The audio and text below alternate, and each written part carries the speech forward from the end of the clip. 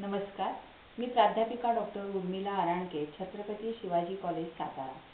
आज आपण या ठिकाणी रामेण रामदासेन लिखितम वाल्मिकी रामायणम या हस्तलिखितावरील चर्चासत्रासाठी उपस्थित झालेलो आहोत.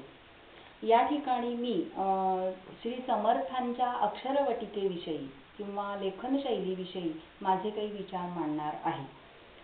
मी या प्रकल्पामध्ये गेल्या 4 वर्षापासून कार्यरत आहे. या ठिकाणी समर्थांच्या अक्षरवटिकेचं महत्त्व हे यासाठी आहे की हे हस्तलिखित जर आपल्याला पूर्ण वाचायचं असेल तर ती अक्षर समजून घेण्याची गरज आहे. कारण आज ज्या देवनागरीमध्ये आपण वाचतो त्या देवनागरीमध्ये पूर्ण हस्तलिखित नाहीये. मध्ये मध्ये मोडीच्या प्रभावाखाली हे लिखाण झालेलं आपल्याला दिसून येतं आणि त्यामुळे ते समजून घेणं अतिशय आवश्यक आहे. आणि म्हणून ही समर्थांची अक्षरवटिका कशी आहे याविषयी आपण या ठिकाणी आज पाहणार आहोत. समर्थांनीच हे हस्तलिखित लिहिलेलं आहे आणि ते वयाच्या 14व्या किंवा 15व्या वर्षीच लिहिलेलं आहे. याला पुरावा काय? तर या हस्तलिखिताच्या शेवटी संपूर्ण हस्तलिखिताच्या समाप्तीच्या वेळेला या ठिकाणी हे पान आपल्याला दिसतं आणि त्याच्यामध्ये आपल्याला दिसतं की समर्थांनीच हे हस्तलिखित लिहिलेलं आहे.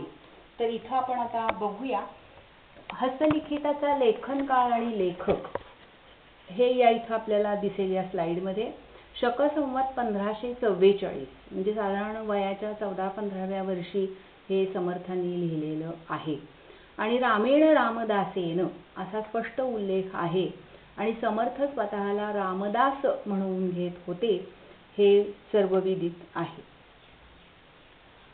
याचं जे मुखपृष्ठ आहे या मुखपृष्ठावरती मधोमध लाल शाईनं कंपासनं आपण जसं वर्तुळ काढून त्यात फूल काढतो तशा पद्धतीचं फूल हे काढलेलं आपल्याला या ठिकाणी दिसून येईल आणि त्याच्यामध्येच फक्त एकाच ठिकाणी श्री बाळकांडम असं लिहिलेलं आहे. बाकी सगळीकडे सर्व समाप्तीच्या वेळी कांड समाप्तीच्या वेळी आदि कांडम असंच लिहिलेलं आहे. तसंच या पृष्ठाच्या डाव्या बाजूला इथं आपल्याला सर्ग संख्या, कांड संख्या आणि श्लोक संख्या ही दिसते. कांडांची नावं वगैरे पण दिसतात. आता याच्याविषयीचं अधिक विवेचन श्रीयुत निलेश जोशी आपल्या विवेचनात करणार आहेत आणि त्यामुळे मी त्याच्यावरती फार काही बोलत नाही.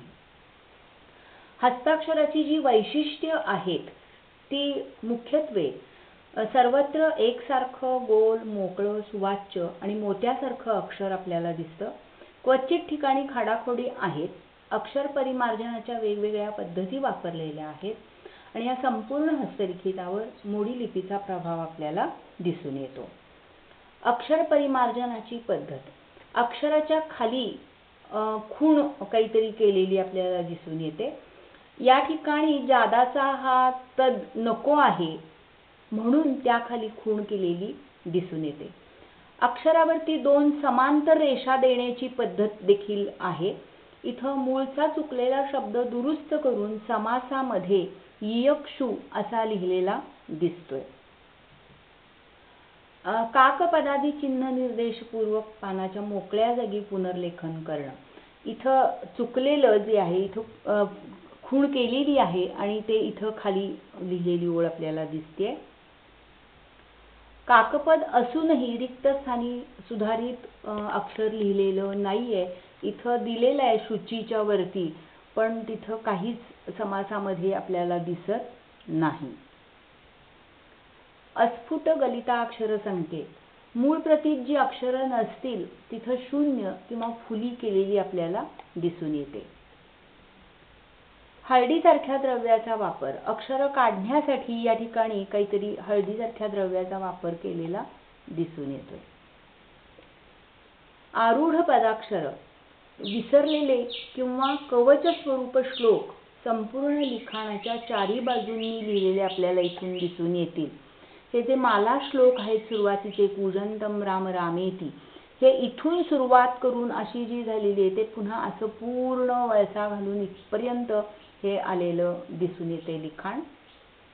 तर हे कशासाठी असं केले? विसरलं म्हणून मोकळ्या जागेत लिहिलंय पण त्यापेक्षा जास्त एक रक्षणासाठी त्याला कवच, एक कुंपण अशा स्वरूपात ते लिहिलेलं असावं असं म्हणणं जास्त संयुक्तिक ठरेल. आंग्ल भाषेतील एम या अक्षराप्रमाणे खूण करून समासामध्ये दुरुस्त करून लिहिलेला इथं न च्या जागी ण पाहिजे, तर तो न काढायचा आहे हे सांगण्यासाठी इथं खूण केली आहे. तशीच इथं देखील खूण केलेली आपल्याला दिसून येते. न च्या ऐवजी इथं न लिहिलेला दिसतोय. जोडाक्षर लेखन पद्धती. तुगागमाची गरज असूनही केलेला दिसत नाही.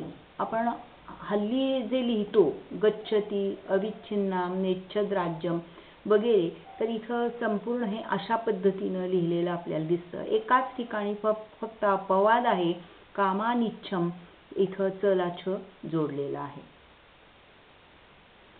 त पुढे त जोडण्याची गरज असूनही जोडलेला नाही. तत्वज्ञ किंवा तत्वतः हा शब्द त ला त आणि मग व जोडतो, इथं तसं केलेलं आपल्याला दिसत नाहीये.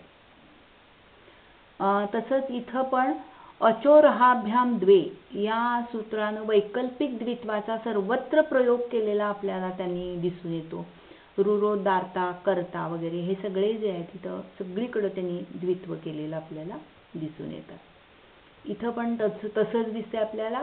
दर्शनम द ला द जोडलेलं दिसतंय, चतुर्दश, कर्दम वगैरे. इथं पण तसंच पुन्हा द्वित्वाचा प्रयोग केलेला आहे. कर्मणा, कम्मणा असं कर्मणा ते केलेलं आहे. तर्पयित्वा, सर्गः. स्थ लिहिण्याची, थ लिहिण्याची ही पूर्ण मोडी पद्धत आपल्याला या ठिकाणी दिसते सगळीकडं. क्ल हे शुक्ल वगैरे, क्लिबम हे कशा पद्धतीने लिहिले बघा इथं. त्याचप्रमाणे जुब लिहिण्याची सुद्धा पद्धत वेगळी आहे. इथं ज्ञ सारखं साधारण वाटतं ते. श्ण लिहिण्याची पद्धत विष्णू किंवा कृष्णाजिनधरम हे श्णू आहे या ठिकाणी. महेश वासो श्व लिहिण्याची सुद्धा पद्धत ही साधारण आपल्या ह्याच्याप्रमाणेच आहे, पण थोडंसं चिकटून अगदी लिहिलेलं आहे. उकार लेखन पद्धती जी आहे, आता र ला उकार दुसरा दीर्घ रू काढायचा आहे, तर ऱ्हस्व काढून त्यालाच पुन्हा दीर्घ इथं केलेलं दिसतंय. किंवा इथं स्तू काढताना, द्यू काढताना इथं उकार वरच्याच वर दिलेले आपल्याला दिसून येत आहेत. इथं पुरीम हे असे उकार दिसतात.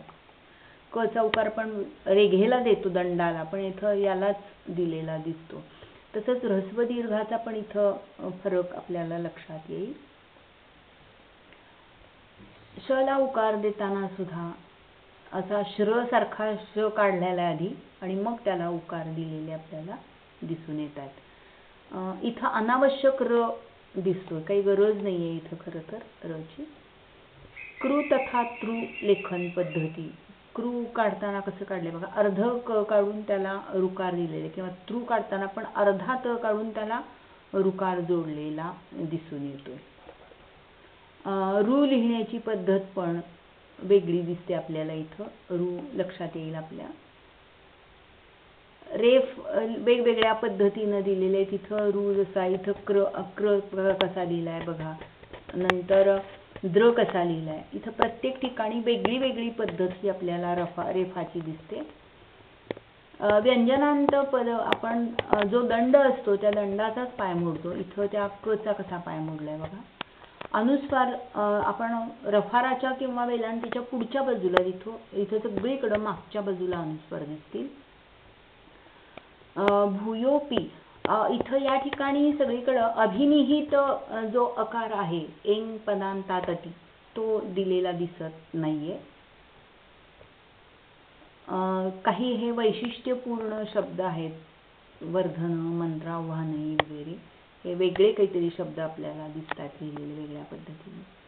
अंक लिहिण्याची पद्धत सुद्धा बघा पूर्ण मोडीप्रमाणे वाटते. ही 9 कसे लिहिलेले आहेत, 8, 7, 6 आणि हा 20 हा आकडा कसा लिहिलेला आहे बघा. लेखन संचार. काही कारणानं कदाचित शाई संपली असेल, टोक बोरूचं गेलं असेल किंवा काही कामासाठी उठले असतील, त्यावेळेला बऱ्याच ठिकाणी पान उलटलं गेलं असेल आणि लेखन संचार झालेला दिसतो. म्हणजे कामाश्रम निवास सर्गातील पृष्ठ क्रमांक 29 त्यातली ओळ जी ती विश्वामित्र या शब्दापासून ते थांबले आणि पुन्हा लिहिताना तो सर्गच बदलला गेला. आणखीन ताटकोत्पत्ती या सर्गातलं ते ताटका वनप्रवेश सर्गातल्या श्लोकापासून सुरुवात झालेली दिसते. तसंच पुढं तिसऱ्या श्लोकापासून 17व्या श्लोकापर्यंत आणि 10व्या श्लोकापासून 26व्या श्लोकापर्यंत हे सगळा संचार झालेला दिसतो. आणि हे लेखन संचाराची पृष्ठ या ठिकाणी दिसतात. लेखन संचार कुठं कुठं झालेला आहे हा चार्ट या ठिकाणी आपण बघू शकता. आणि त्यामुळं सर्ग क्रमांक पृष्ठ 38 पासून दिलेले नाहीयेत. इथं आणखीन एक गोष्ट सांगायची राहिली की पानाच्या एकाच बाजूला पृष्ठांचे क्रमांक आहेत. आम्ही हे जे वगैरे दिलेले ते पाठीमागचं जे पान आहे पाठपोट पान त्याच्यासाठी हे अशी कल्पना करून ठेवलेलं आहे. तिथं फक्त एकच नंबर आहेत. एकंदरीत समर्थ रामदास स्वामींनी वयाच्या 14व्या वर्षी लिहिलेल्या या हस्तलिखिताचा हस्ताक्षर अत्यंत वळणदार, रेखीव आणि शेवटापर्यंत अगदी जसं एकसारखं आपल्याला दिसून येतं. अक्षरवटिका मोडी वळणाची आहे. लेखनामध्ये पाणिनीय व्याकरणातील विकल्पांचा प्रभाव जास्त जाणवतो.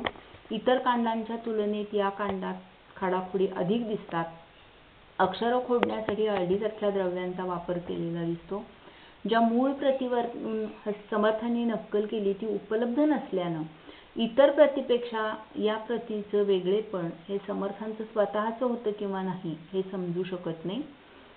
समर्थांच्या अक्षरवटिकेचं वर्णन करायचं झालं तर त्यांच्याच शब्दात वाटोळे सरळे मोकळे बोतले मसीचे काळे कुळकुळीत वळी चालिल्या ढाळे मुक्तमाळा जैशा पहिले अक्षर जे काढिले ग्रंथ संपे तो पाहात गेले एका टाकेची लिहिले ऐसे वाटे ऐसा ग्रंथ जपोनी लिहावा प्राणी मात्रास उपजे हेवा ऐसा पुरुष तो पाहावा म्हणती लोक. जय जय रघुवीर समर्थ. धन्यवाद.